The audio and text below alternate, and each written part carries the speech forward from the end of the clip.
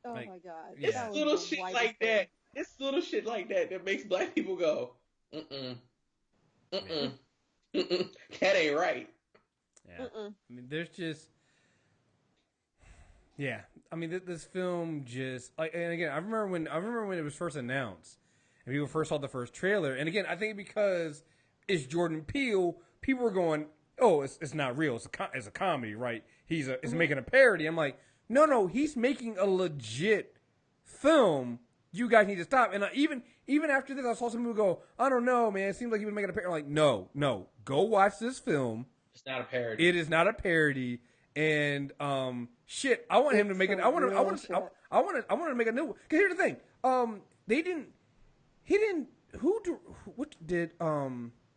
Who directed Keanu? I'm not sure. I'm trying to get it right now. It wasn't them, was it? I don't think it was them. I think it was somebody else. Yeah, it was somebody else. Somebody else, but but Jordan wrote it. So he wrote this. So he's 2 for 2 now for writing because Keanu was funny as shit. It was directed by Peter Atencio. Yeah. But Jordan Peele wrote it. Hey, that's 2 for 2, man. Like I'm all down for next time you tell me that Jordan Peele wrote something or directed something, I'm all in. Like I'm giving it the benefit of the doubt because, like I said, he shows range in this. Like not too many people can go from. People judge him and Key because they had a successful comedy series that was all about the black experience. Exactly. Like it was all about that. Like you still see on your Facebook timeline the one with the black substitute teacher calling them white kids by their white ass names, but in the blackest ways possible. Jacqueline. Jacqueline. You mean Jacqueline? Your name is Jacqueline. Jacqueline. Like what do you call old boy A.A. Ryan? A.A. Ryan. I think that there's this really strange dichotomy. I think that you would think the legendary comedians like Lenny Bruce, Richard Pryor, Eddie Murphy, Chris Rock, guys that had like George Carlin had scathing social critique, but they made it hilarious. And to be able to engage that, that level of, criticism and put it back out to an audience that can laugh and appreciate it, it shows a highly sophisticated,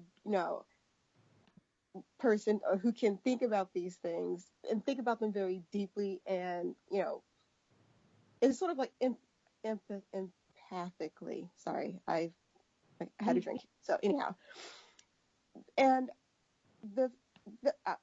I don't like the idea that comedians that also have done like comedic films or like can't also be like Jordan Peele, and can write something like Get Out on the heels of Keanu, but also with a body of work that is solely comedy. Well, I mean, that was my apprehension was that, at first I was like, oh, he's doing a scary movie. I kind of laughed it off because, you don't really take stuff like, you don't really take that seriously, especially with horror, which is a genre that not many people take seriously anyway. So I kind of like that. I guess Jordan Peele elevated horror in a way and showed that you can be a comedic actor, comedic writer, and you can still do something else and be legitimate at that as well. Yeah, and just as good, if not better. I'm not sure if white people understand that most black comedy is based on real life struggle. Like I understand that comedy comes from some of the most depressing and struggle and bad situations is where you get the funny from because it's the whole laugh to keep from crying thing. But a lot of black comedians, especially ones who focus on like social interaction outside of the black community, those are real fucking issues we deal with on a day-to-day that we have turned into a joke about white people. Okay, so I feel like there's a super thin line between being able to write a very intriguing drama about the Black experience and a very funny horror film about the Black experience. Like I feel like it's the what is it, like the Venn diagram type loop, and they so many things are similarly right that center of both. Mm-hmm. So I don't think, like, when you look at Peele or you look at what Key have done, you look at it and you think it's silly, but Mm-hmm. it's silly because they decided to be funny with it instead of turning into like a Michael Eric Dyson over it. Yeah, and it's not much that separates that conversation though. Yeah, and it's just not like that. Their Oz episode where dude got beat by the police and went to Oz, and even in Oz they kept checking his skin color during the song. That sound it's funny to watch, but you're laughing at the realness of him being subjected to this abuse because he's Black, even in a fantastical world. And this movie is not as fucking fantastical as white people watching it are gonna think it is. You know, so that's the only thing. If I had to take a point away, you know, that would be it. But that's not even a strike against the film. That's a strike against the audience that's claiming they love it. Yeah. I mean, and it's one of those things that, I mean, beyond just the comedy and especially African American comedians and stuff like that and what they can do, I mean, we have to do, as just everybody, a better job of understanding that, you know, if you're good at what you do, then you should be able to expand beyond that. Like, remember, the Russo brothers were directing Community episodes. Now they went and did two of the best Marvel Cinematic Universe films we have in Civil War and Winter Soldier. Now they're doing the Avengers. Like, they went from that. Remember, Top 5 was was a funny movie, but that was Chris Rock, and that too also had a lot of, you know, serious, real moments in it. And by the time you get into that film, you're like, man, I'm kind of emotional over this shit, you know? Mm-hmm. So, I mean, yeah, I mean, this stuff, when you're good at it, you can do things like this. So, yeah, no, I'm really happy that this movie turned out as well as it did. I wrote my review already for it. Well, I'm going to have my review up for it. So I'll ask you guys, what are your ratings out of 10 for this film? Go see this at a Black movie theater. You will not regret it. Out of 10. God, what was the rating I used to give shit when I wanted to give it like a 20 out of 10 or an 11 out of 10? I don't even remember because I haven't done it. It's so fucking long. I know it's been a long time. Tears? Jack's Tears or something? I don't know. This is I don't know. This is balls deep amazing out of 10. That's what it is. Yeah, no, I think this is one of those films that, you know, seeing right now, again, it's sitting at 100% of Rotten Tomatoes, and it has not budged. And I do expect there's going to be some asshole. I am waiting for the first critic to give this shit a negative Rotten Tomato. I'm waiting because I want to read their review so bad. Yeah, I'm. And here's the thing: I want to read some of the other reviews just because I know some of them probably wanted to, but then didn't want the backlash. So no, I'm not reading them because they ain't had no balls. Right. So I want to see the first ballsy motherfucker to give this. And if it's Armand White, I'm not reading it. Oh yeah, no, it has to be somebody. I'm not reading if it's Armand White. Let's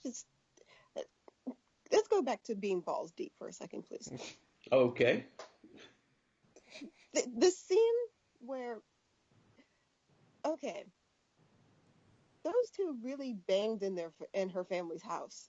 She was naked sleeping next to him, yes. Yeah.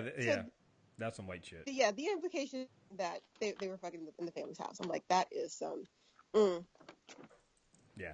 But you got to think about everything that went into that and why that was even allowed. This movie is dark. Yeah. Like, it's really fucking dark.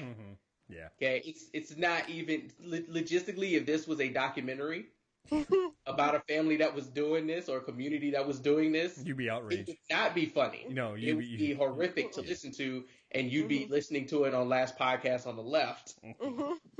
No, it would not be on here. Yeah, a black guy wrote it, so yeah. Like I said, you're gonna go in this film thinking you know, and I think that's best. You're gonna go into this film thinking you know what's going on but trust me, you don't. And that's what makes this film so good.